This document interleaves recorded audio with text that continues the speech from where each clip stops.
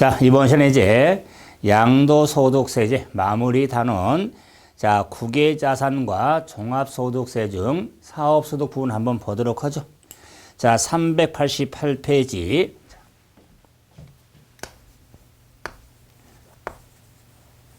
국외자산에 대한 양도소득세.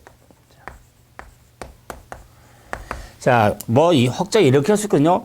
국내 자산에 대한 양도세도 힘드는데 국외 자산까지 해야 됩니까? 할 수 있지만 국외 양도소득세는 그렇게 많은 내용이 없습니다. 하지만은 국내 자산의 양도세와 혼돈하지 마시고, 그러면은 자, 이제는 세계화 국제화 시대에 그냥 자본자유 같은 거 우리가 시행되다 보니까 국내 자본을 가지고 국외에 나가서 부동산을 살 수가 있거든요.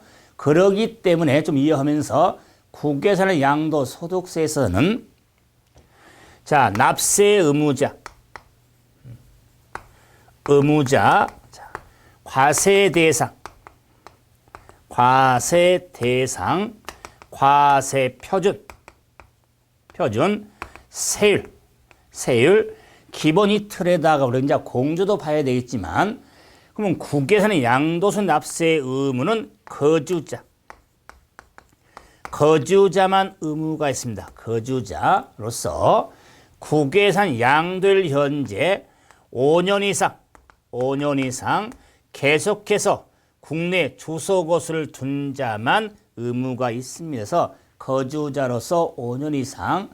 자, 우리가 예를 들어서 국외자산에 대해서는 미국, 일본의 부동산을 팔 경우에 비거주자는 그 나라에 살면서 그 나라에 부동산 파는데 그걸 어떻게 하겠습니까? 거주자는 국내 주소를 두거나 1년 이상, 우리가 183일 이상 그것을 둔 개인이잖아요. 거주자로서 국외 부동산을 받았을 때 확인되죠. 그랬을 때 그 국외산도 거주자로서 계속해서 국내 5년 이상 주소곳을 둔 자만 해당이 되는 겁니다. 다음에 과세 대상 하면 국내 걸 국외로 옮기면 됩니다. 그랬는데 특히 부동산 임차권만 임차권. 자, 국내 걸 국외로 옮기면 되는데 부동산 임차권에 대해서는 등기하고 미등기. 그래서 국외 자산에 대해서는 등기, 미등기 관계없이 대상이 됩니다. 이유는 국외 자산에 대해서는 미등기 관련 규정이 없습니다. 그래서 부동산 임차권은 국내는 등기된 부동산 임차권에 한해지만 국외하고 구분하셔야겠죠. 다음에 과세표준. 과세표준을 산정함에 있어서 양도가액은 여기서 당연히 실지거래가액이 의합니다. 그럼 양도 차익을 구해서 장기보유, 특별공제인데 국외자산에 대해서는 장기보유 특별공제를 적용하지 않습니다. 양도소득, 기본공제는 국내 걸 준용해서 적용이 되어집니다. 제가 국내 자산을 준용한다고 그랬죠? 국내. 그래서 소득별로 각각 연 250이 적용이 되는 겁니다. 그래서 세 덩어리 구분.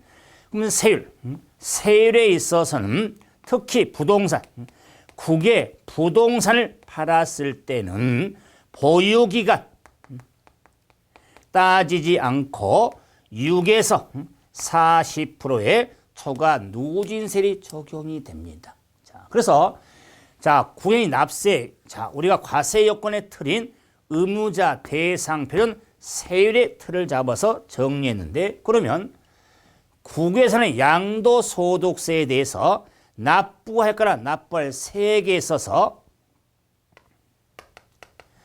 납부할 거나 납부할 세액이 있겠죠? 국외에서 납부할 세액에 대해서는 필요경비로 산입한다거나, 애국납부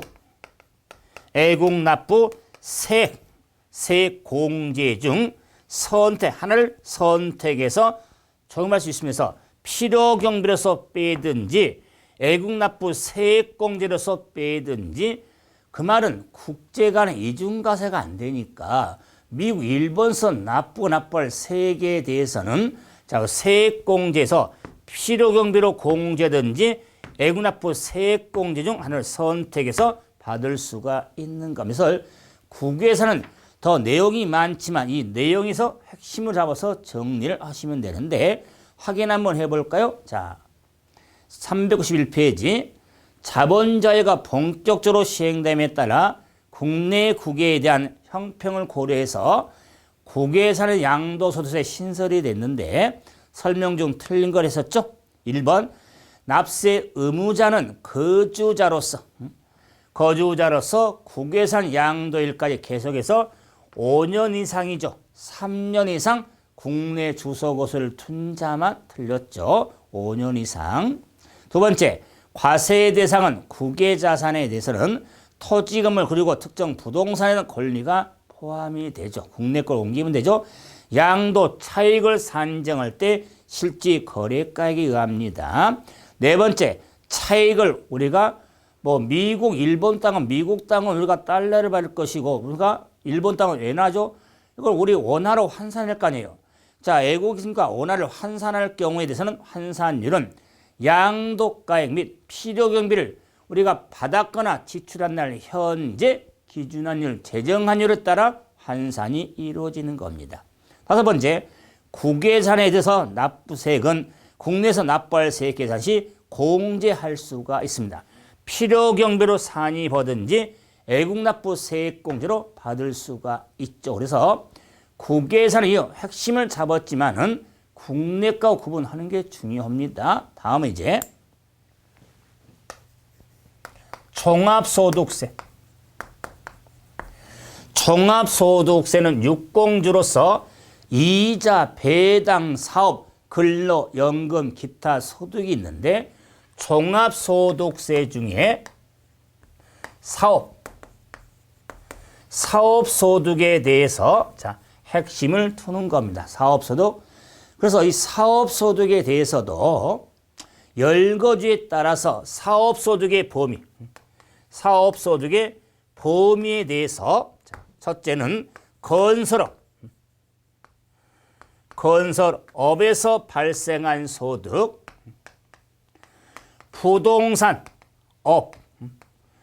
발생한 소득, 부동산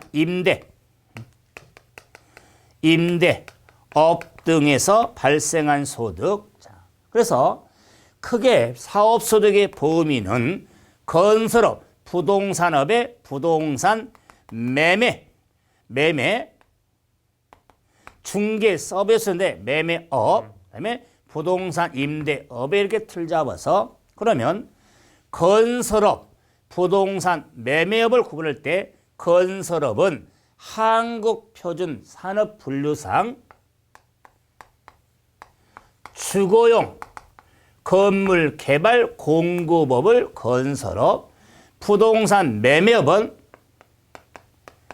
비주거용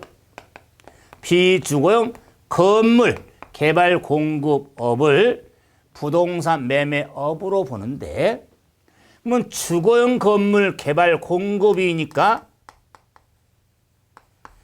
주택 신축 판매업은 건설을 보고 비주거용 건물 개발은 상가 신축 등은 부동산 매매업으로 보겠다. 따라서 자, 주거용과 비주거에 대해서 주택하고 상가에 대해서 겸용주택이 있겠다.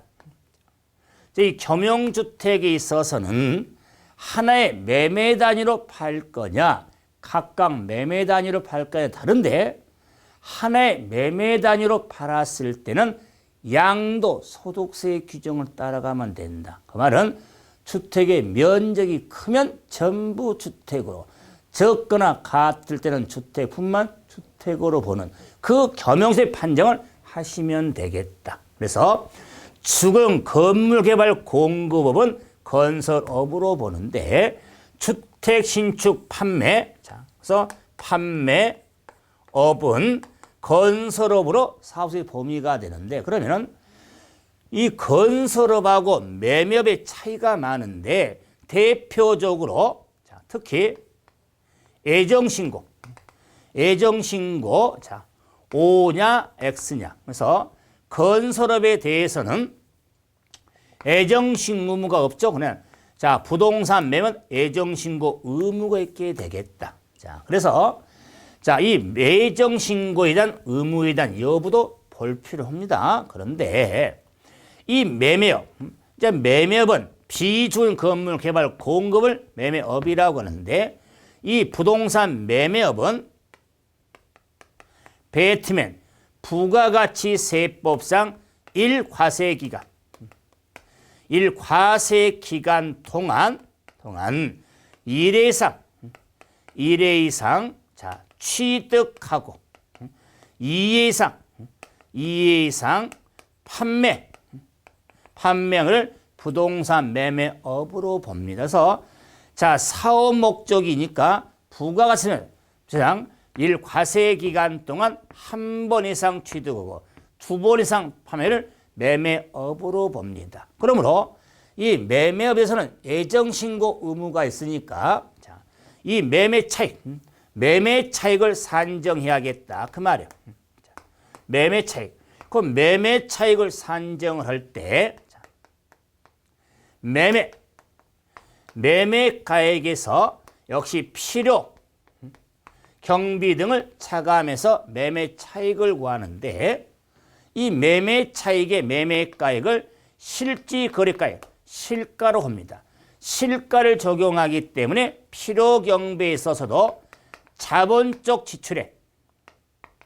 지출에 가고 양도비가 적용이 되어지는 겁니다. 자, 물론 실제 취득가액은 기본이고요. 자, 그런데 법률에 따른 공과금 등도 법률에 따른 자, 공제가 되는데 매매 차익을 구할 때 장기 보유, 특별 공제하고 양도소득, 기본공제에서 매매업의 매매 차익을 산정을 할 때 특별 공제는 적용이 되지만 기본 공제는 적용되지 않습니다. 자, 가장 쉽게 정리하려면 기본 공제 앞에 양도소득 기본 공제잖아요. 그렇죠? 그런데 지금은 매매업의 사업소득의 종합소득의 매매업의 사업소득의 종합소득이잖아요. 양도소득이 아니잖아요. 그러기 때문에 종합소득 공제에는 공제가 있는데 양도소득은 종합소득 공제가 안 되니까 기본은 250을 빼주는 거예요. 그런데 사업소득의 종합소득 공제가 있으니까 기본을 또 250을 빼주면은 엄청 더 좋을 거 아니에요. 그래서 양도소득 기본공제, 양도소득을 생각하시면 정리가 됩니다. 그래서 특별공제는 적용이 되나 기본공제는 적용되지 않습니다. 그런데 잠깐 참고로 칠판 왼쪽 봐보세요. 보시면 장기보유 특별공제 X, 기본공제 적용이 되죠. 그런데 사업소득의 매매차익 구할 때는 반대잖아요. 지금 자 다시 한번 칠판에 특별공제 X, 기본공제 O는 국외자산의 양도소득세 규정이고 이거 지금은 종합소득세 중 사업소득을 하는 겁니다. 그러기 때문에 국내 자산의 양도소득세인지 국외 자산의 양도소득세인지 종합소득세 중 사업소득의 문제인지 이런 걸 좀 구분을 좀 하셔야겠다. 그래서 이 매매 차익 산정 과정에 자 차익에서 세일고에서 애정신고는 양도소득세를 생각하면 됩니다. 자, 그런데 이제 부동산 임대업이 있더라. 그럼 부동산 임대업은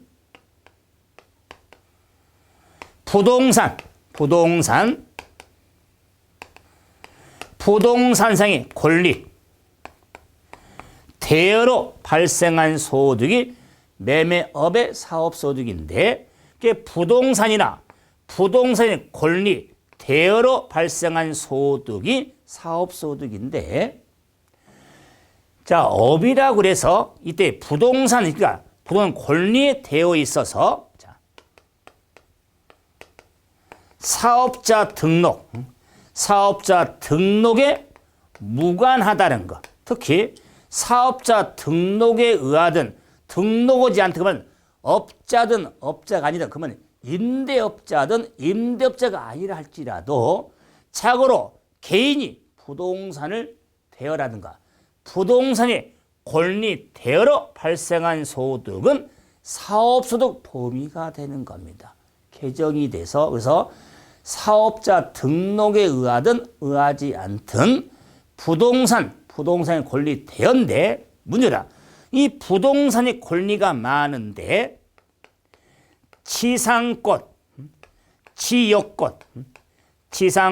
지역권 대여로 인하여 발생한 소득은 사업소득 범위에서 제외가 된다. 그래서 부동산의 권리 나왔을 때 지상권 대여, 지역권 대여인지도 잘 보셔야 됩니다. 그래서 자, 지상권, 지역권 대여로 인해 발생하는 사업소득 보험에서 제외가 된다. 그래서 사업소득 보험에 있어서 건설업, 부동산업의 매매업, 임대업 등에 대한 소득을 받는데, 자, 이 사업소득도 비과세 사업소득이 있습니다. 비과세 사업소득에 논밭 전답을 작물에 생산케 하고 발생한 소득은 비과세인데, 특히 한계주택 임대소득에 대해서 자, 비과세 사업소득의 범위가 된다. 또한 요 주택 임대로 발생한 소득이 세액이 2천만 원. 자, 2천만 원 이하일 때는 우리가 2년 연에서 2018년 말까지 비과세 사업소득의 범위가 되겠다. 그래서 2천만 원 이하일 때는 비과세 사업소득에 해당이 된다. 2천만 원. 자, 그러면은 한계주택 임대소득하고 매체를 임대를 월세를 놓은 집이라 할지라도 그 소득 합이 2천만 원 이하에 대해서는 2018년 말까지 비과세 사업소득이 적용이 되는데, 더 중요한 건 한계주택임대다. 한계주택임대소득인데 비과세가 안 되는 것이 있더라. 비과세가 안 되는 것은 고가주택에 대한 임대하고 국외소재 주택은 고가주택은 비과세 받을 수가 없고 국외소재 주택도 비과세 받을 수가 없다. 자, 그런데 이때 고가주택은 고가구가 되겠죠. 고가구가 되니까 9억 초과가 되는데 사업소득이 되기 때문에 이 9억을 따질 때 기준시가 9억을 따진다. 그래서 사업연도 종료일 현재, 양도일 현재 기준시가 9억 초과다. 그래서 9억을 따지는 고가구지만 기준시가 9억이 중요하다. 실제 거래가액이 아니다. 파는 게 아니거든요. 자, 우리가 빌려줘서, 집 빌려줘가지고, 또 월세 놓은 집에 대해서 9억 초과해서 집을 월세 낼 때, 기준시가 9억 초과된 집에 대해서는 비과세 안 해주겠다. 그 말이 한 개 주택의 월세를 할지라도, 여기서 주택의 임대소득에, 편하게 주택에 대한 지금 월세입니다. 월세 개념을 생각해달라. 그 말이에요. 월세를. 자, 그런데 국외소재 주택에 대해서는 월세 렌트를 한다 할지라도 발생 소득은 비과세 받을 수가 없는 겁니다. 그런데 한 개 주택이다 그 말이에요. 한 개 주택이 되면 주택수를 계산할 때 특히 본인과 배우자가 각각 주택을 소유할 수가 있습니다. 특히 본인과 배우자가 각각 주택을 소유하고 있을 때에는 이를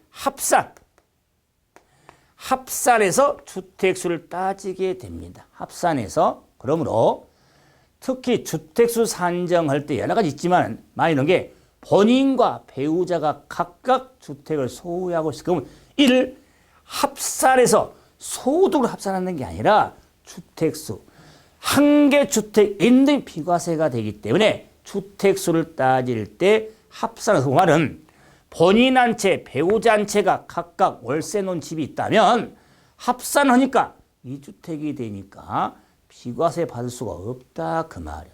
그런데 그 월세를 놓은 집에 대한 소득이 2천만 원 이하이면은 내년까지는 2018년까지는 비과세가 적용이 된다. 원래는 2017년부터 과세로 전환되려고 그러는데 그것도 분리과세로 전환했는데 2년도 지금 유예를 주고 있으니까요. 우리 시험적으로 이런 건 크게 민감하지 않겠죠. 정리하는데 그러나 비과세 사업소득의 개념의 주택수 이런 개념들을 파악을 좀 해두셔야 됩니다. 그런데 이제 문제는 뭐냐? 요 사업소득을 산정할 때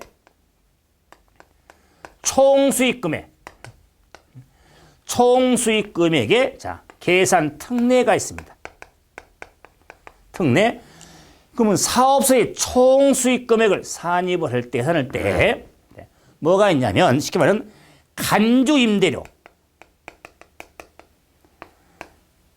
간주임대료 산정이 있어서 총수익금액에 산입이 되어지는 겁니다. 그러면 임대료로 간주해서 총수익 산입할 수가 있는데 부동산 등을 대여하고 전세금 등의 보증금을 썼다 그 말이에요. 그러면 전세금 등에 대한 보증금을 받으니까 전세 보증금 등을 받았을 때 간주 임대로 산정이 이루어지는 겁니다. 그래서 총수익금액에 산입이 이루어지는 겁니다. 그런데 간주 임대로 산정할 경우에 부동산 대여 중에 주택을 대여하고 자 전세 보증금 등의 상당액이 있을 때 간주 임대로 산정할 때는 주택은 3주택 이상으로서 보증 합계액이 전세 보증금 합계액이 3억 초과할 경우에 간주 임대로 산정이 이루어지는 겁니다. 그래서 3주택 이상으로서 보증금 합계액이 3억 초과한 경우에 간주 임대로 산정이 된다. 그런데 요 3주택 이상을 따질 때 소형주택은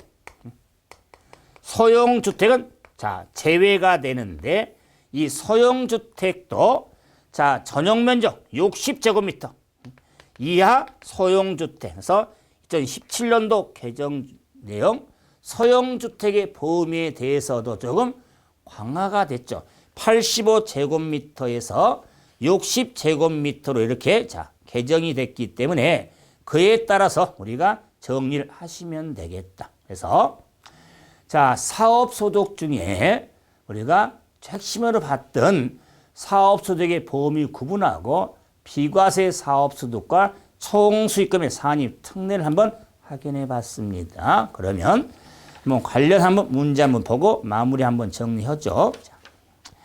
자, 먼저 393페이지 자, 확인 문제.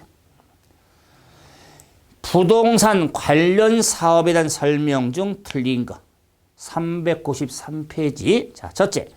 부동산 매매를 사업 목적으로 부가가치는 배트맨 세법상 1화세 기간 내에 1회 취득하고 2회 판매를 부동산 매매업에 해당이 된다. 그럼요. 두 번째, 토지를 개발하여 주택지 등을 분할 판매는 부동산 매매업에 토지에서 상가 등을 분할 판매했죠. 상가 등을 부동산 매매업.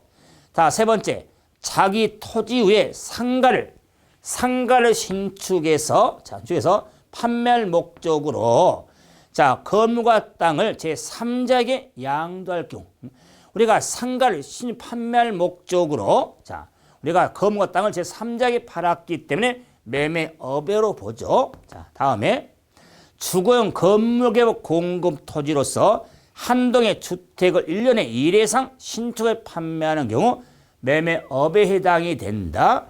주택을 한 채든 몇 채든 주택 신축 판매업은 건설업으로 보는 겁니다. 매매업이 아니라. 그래서 틀렸죠. 4번 묘지를 개발해 분묘 기지권. 여러분이 뭐 중개사법 시간에 먼저 분묘 기지권을 할 텐데 분묘 설정어 지를 받는 것은 부동산 임대업에 해당이 됩니다. 그래서 옳은 지문. 자, 다음 문제. 페이지 396페이지. 자, 부동산 임대업. 부동산 임대업에서 발생한 소득에 대한 설명으로 옳은 것. 임대업을 지금 묻고 있죠. 첫째, 지역권 대여. 지역권 대여로 발생한 소득은 사업소득이다. 사업소득 제외가 됩니다. 지상권 대여로 발생한 소득은 사업소득이다. 사업소득은 제외가 되죠. 미등기 부동산을 대여하고 대가로 받는 건 사업소득이 아니다. 사업소득이 됩니다. 사업소득도 자 대여도 등기 여부를 따지지 않습니다. 왜? 등기하고 빌려줬던 미등기로 빌려줬던 돈 챙기잖아요. 자, 다음 자기 소유 부동산을 타인의 담보물로 사용케 하고 대가로 받는 것도 사업소득이 됩니다. 예를 들어서 큰 이런 자 상가 건축물도 있잖아요. 큰 빌딩 건축물 보면 옥상에 통신사 짐가 이런 자 기지고 있죠. 그걸 전부 또 광고판 큰 게 있잖아요. 먼당 그런 자 측면이라든가 옥상 측면을 그러니까 이런 광고를 사용케 하고 받은 대가 이것도 부동산 임대업에 해당이 됩니다. 그래서 4번은 옳은 지문. 다음 그리고 또한 자기 소유 부동산입니까? 담보물로 챙겨고 받은 대가도 사업소득이 됩니다. 다음에 국외소재 주택을 대여하고 받은 대가는 사업소득이다. 국외소재 주택에 대해서는 비과세 받을 수가 없습니다. 그래서 사업소득이 되겠죠.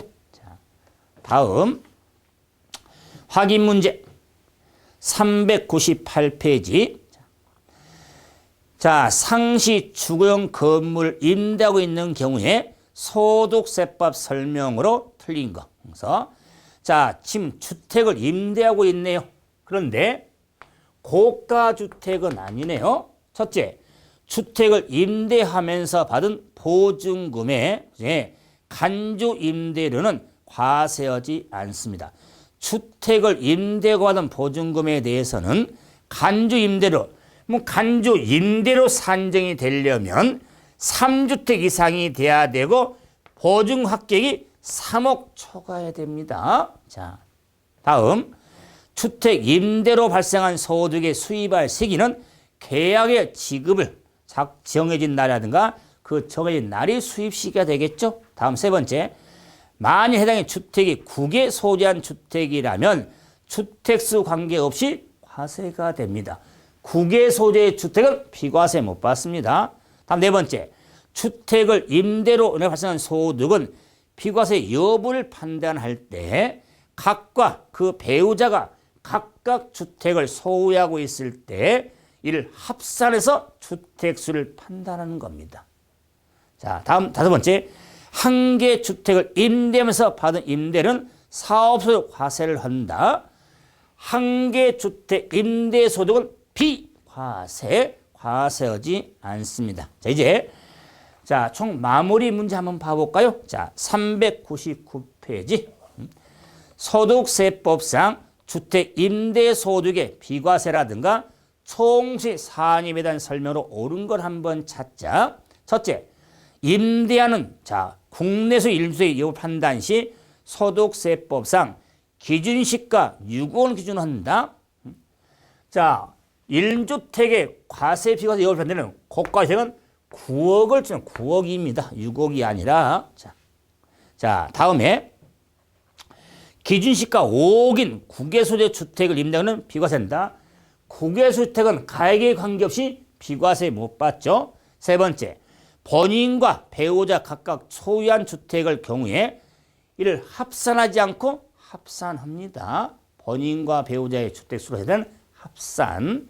네 번째, 3주택을 소유한 자가 임대분 합계의 4억인 경우에 보증금에 대해서 법령으로 정한 산식에 따라 총 수익금액에 산입한다. 주택수가 세 채죠? 세 채.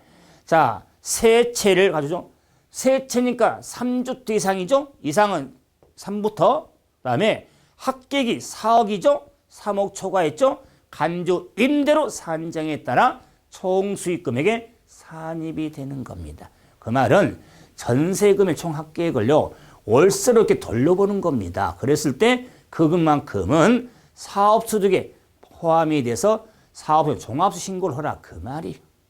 다음, 과세기간 종료일 현재 주택의 임대인 비과세 판단 시 기준시가는 과세기간일 개시이다. 사업소득 종료일은요. 그래서 사업년도 과세기간의 종료일. 그래서 개시일이 아니라 종료일 현재 판단이 이루어지는 겁니다. 12월 30일 또는 양도일. 그래서 오른손은 네 번째가 되겠다. 여기까지 해서 기본서 우리가 오늘 쉽게 말해서 원스톱 기초부터 심화까지 전체를 해서 확인해 드렸는데 이런 기본서 내용을 가지고 이제 다음 과정은 문제풀이 과정입니다.